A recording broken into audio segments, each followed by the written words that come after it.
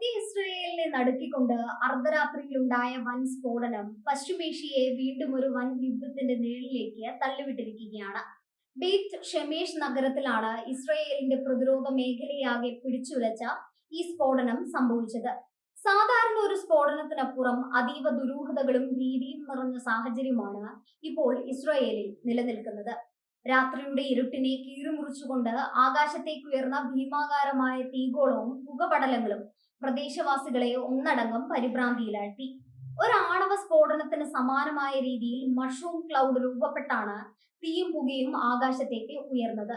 ഈ ദൃശ്യങ്ങൾ സോഷ്യൽ മീഡിയയിൽ പ്രചരിച്ചതോടെ ഇസ്രയേലിന്റെ അതീവ രഹസ്യമായ ആണവ നിലയത്തിന് നേരെയാണോ ആക്രമണം ഉണ്ടായത് എന്ന തരത്തിലുള്ള ചർച്ചകൾ ആഗോളതലത്തിൽ സജീവമായി കഴിഞ്ഞു.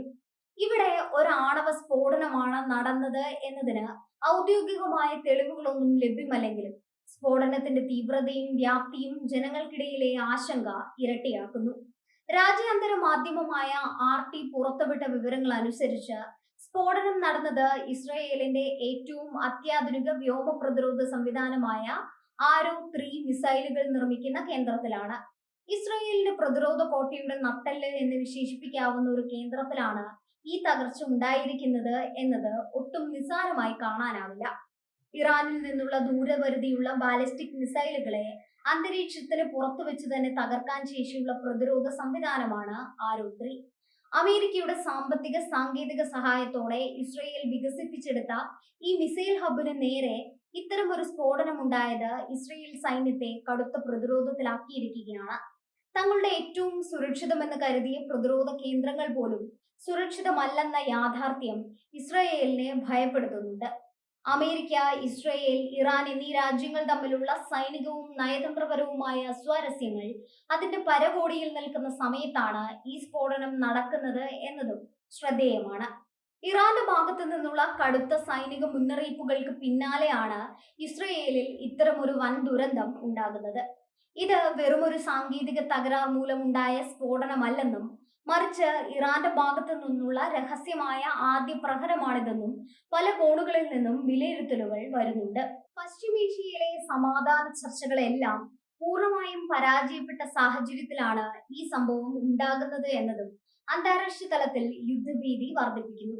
പാശ്ചാത്യ രാജ്യങ്ങൾ നടത്തിയ മധ്യസ്ഥ ചർച്ചകൾക്കൊന്നും തന്നെ ഇസ്രയേലിന്റെയോ ഇറാന്റെയോ നിലപാടുകളിൽ മാറ്റം വരുത്താനായിട്ടില്ല.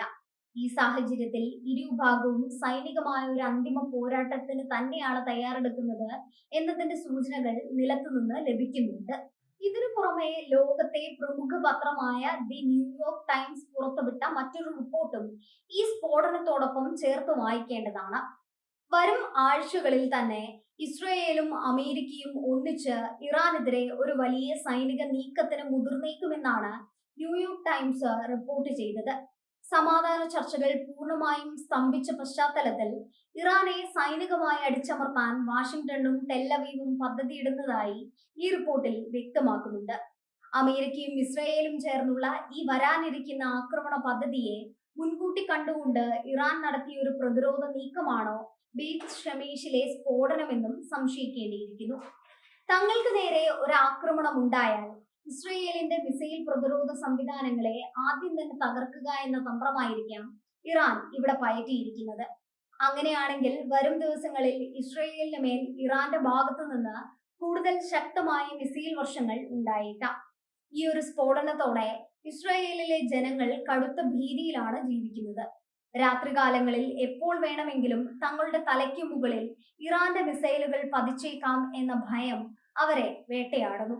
ഗവൺമെന്റും സൈന്യവും ജനങ്ങൾക്ക് സുരക്ഷിതത്വം ഉറപ്പു നൽകുന്നുണ്ടെങ്കിലും തങ്ങളുടെ പ്രധാന മിസൈൽ നിർമ്മാണ കേന്ദ്രത്തിന് സംഭവിച്ച തകർച്ച ജനങ്ങളുടെ ആത്മവിശ്വാസത്തെ പൂർണ്ണമായും തകർത്തിരിക്കുകയാണ്. അന്താരാഷ്ട്ര വിപണിയിലും ഈ സ്ഫോടനം വലിയ ചലനങ്ങൾ ഉണ്ടാക്കാൻ സാധ്യതയുണ്ട്.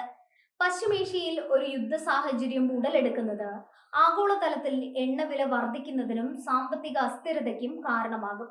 ഇസ്രായേലും ഇറാനും നേരിട്ട് ഒരു യുദ്ധത്തിലേക്ക് നീങ്ങിയാൽ അത് കേവലം ഒരു പ്രാദേശിക സംഘർഷമായി ഒതുങ്ങില്ല, മറിച്ച് ലോകരാജ്യങ്ങളെ മുഴുവൻ ബാധിക്കുന്ന സാമ്പത്തിക പ്രതിസന്ധിയായത് മാറും. ഇസ്രായേലിന്റെ മിസൈൽ ഹബിലുണ്ടായ ഈ തകർച്ച അമേരിക്കൻ സൈനിക വൃത്തങ്ങളിലും വലിയ ചർച്ചകൾക്ക് കാരണമായിട്ടുണ്ട്. മിഡിൽ ഈസ്റ്റിൽ തങ്ങളുടെ ഏറ്റവും അടുത്ത സഖ്യകക്ഷിയായ ഇസ്രയേലിന് നേരിട്ട ഈ തിരിച്ചടി അമേരിക്കയുടെ പ്രതിരോധ തന്ത്രങ്ങളെയും ബാധിക്കും.